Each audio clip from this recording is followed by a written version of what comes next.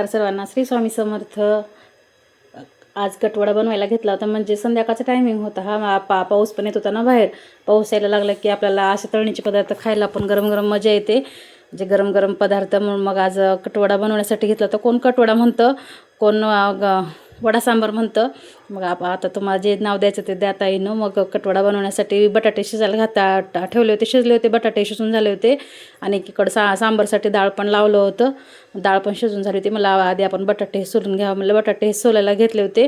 बटाटे सोलून घेतले आणि नंतर मग पीठ पण भिजायला ठेवलं होतं. म्हणजे पीठ पण भिजले की वड्या पण आपले चांगले फुगतील ना, म्हणून पिठात पण बेसनचं पीठ घेतलं होतं आणि त्याच्यात थोडंसं तांदळाचं पीठ थोडंसंच घेतलं होतं, चमच्यावर तांदळाचं पीठ आणि मीठ आणि खायचा सोडा टाकला होता आणि थोडंसं ओवा टाकला होता. तर मग ते पीठ पण मिक्स करून ठेवलं. म्हणजे पीठ पण भिजवून ठेवलं की वडे पण छान फुगतात आणि नरम होतात वडे पण. म्हणून मग ते पीठ पण भिजायला घालून ठेवले आणि मग डाळ पण शिजली होती. मग सांबारची पण तयारी करून घ्यायची होती. म्हणलं आधी बटाट्याची भाजी पण करून ठेवा म्हणलं, म्हणजे भाजी पण थंड होईल आपल्याला वडे करण्यासाठी. म्हणून मग असं कन्सिस्टन्सी पाहिजे ताईंनो.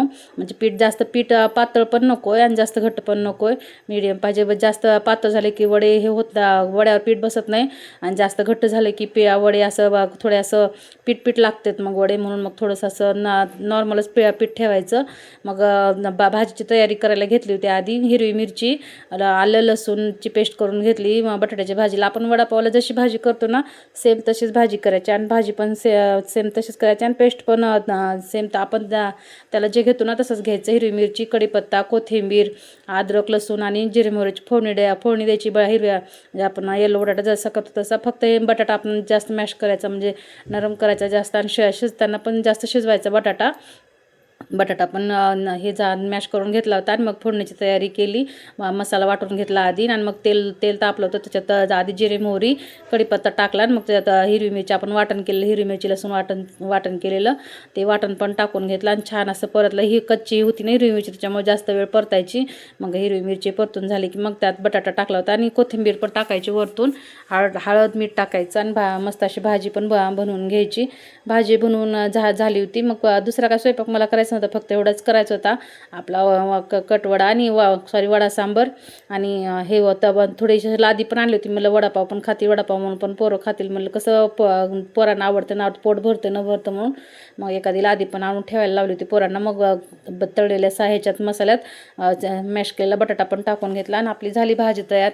मग भाजी तयार करून ठेवली आणि तिकडं दूध पण तापायला ठेवलेलं होतं ताईनं. मग ते भाजी करून झाल्यावर मग लगेच सांबारची पण तयारी करायची होती. म्हणून मग वरतून कोथिंबीर टाकून घेतली आणि लगेच आणि मग भाजी परतून बाजूला साईडला ठेवून दिली आणि मग लगेच सांबारची पण तयारी करायला घेतली होती. सांबारमध्ये पण हिरवी मिरची शेवगा हे आणायचं राहिलं होता ना, म्हणून मग मुलांना पाठवलं होतं. मग शेवगा हे आणलं होतं, पण भोपळा काही भेटलाच नव्हता. मग कांदा कट करून घेतला होता, तेल तापल्यावर त्याच्यात जिरे मोहरी टाकली आणि कढीपत्ता टाकून मग वरतून कांदा टाकून घेतला. तर तुम्हाला जर दुधी भोपळा पण टाकायचा असेल तर दुधी भोपळा पण टाकू शकता. माझ्याकडं अवेलेबल नव्हता म्हणून मी टाकला नाही आहे. कधी टाकते कधी नाही, जसं असेल तसं करते. मग तेल तापल्यावर मग त्याच्यात कांदा हे टाकून घेतला ना, तोपर्यंत मग डाळ पण हटून घ्यावं म्हणलं. आपली डाळ पण शिजून झालेली होती, डाळ पण हटायला घेतली होती. डाळ हे हटून झाल्यावर मग नंतर मग शेवगा पण शिजवून काय घेतला नाही. शेवगा आपण तेलात थोडासा टाकला ना, शेवगा पण छान होतो, नरम होतो त्याच्यातच शेवगा पण. मग त्यांनी पण आले होते तोपर्यंत कामावरून, त्यांना पण चहा बनवून दिला होता तोपर्यंत. म्हणजे कसं बाहेर पाऊस येतोय ना, आता ह्या दिवसात चहा लागतोच, म्हणून मग त्यांना पण भिजून आले होते थोडेसे म्हणून. आणि सध्या मध्ये 3-4 दिवस बंद होता पाऊस, पण आता परत चालू झालेला आहे पाऊस. छान वाटतंय पाऊस आला की. घरात वाटते चिकचिक, पण पाऊस पण पाहिजेच ना, पाण्याशिवाय काय आपलं काम होतं का. मग आमचा तेजस पण करत होता मध्ये मग कांदा हे तळून जायचा, शेवगा टाकला आणि थोडा वेळ झाकण ठेवून थोडा वेळ शेवगा शिजायला ठेवला. कसं कच्चा टाकला होता ना शेवगा, त्याच्यामुळे मग शेवगा पण थोडा वेळ शिजेल म्हणलं.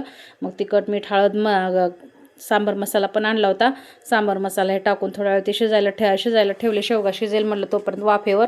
म्हणून मग तोपर्यंत डाळ ही हटवून घेतली. मग कसं सांबार असं आपल्याला बटाटा पण टाकायचं सांबारमध्ये, पण मला आठवणच नव्हती होता बटाटा. वडापावला पण आपण मॅश करून घेतला आणि मग नंतर आठवण आली. बटाटा पण मोठ्या मोठ्या फोडी करून टाकलं ना, बटाटा पण सांबारमध्ये खूप छान लागतो, चवदार लागतो. आपण इडलीला हे सांबार जसं करतो ना तसंच करायचं सेम ताईनो. मग इथं मसाला पण परतून झाला आणि शेवगा पण छान असा शिजला तर नरम झालता. मग सांबार करून घेतलं आणि शिजलेली डाळ टाकली त्याच्यात. मसाल्यात आणि मग गरम पाणी करून घेतलं होतं. ते गरम पाणी पण आपल्याला जसं पाहिजे पातळ घट्ट तसं करायचं. जास्त घट्ट पण करायचं नाही आणि जास्त पातळ पण करायचं नाही, मिडियमच ठेवायचं सांबर.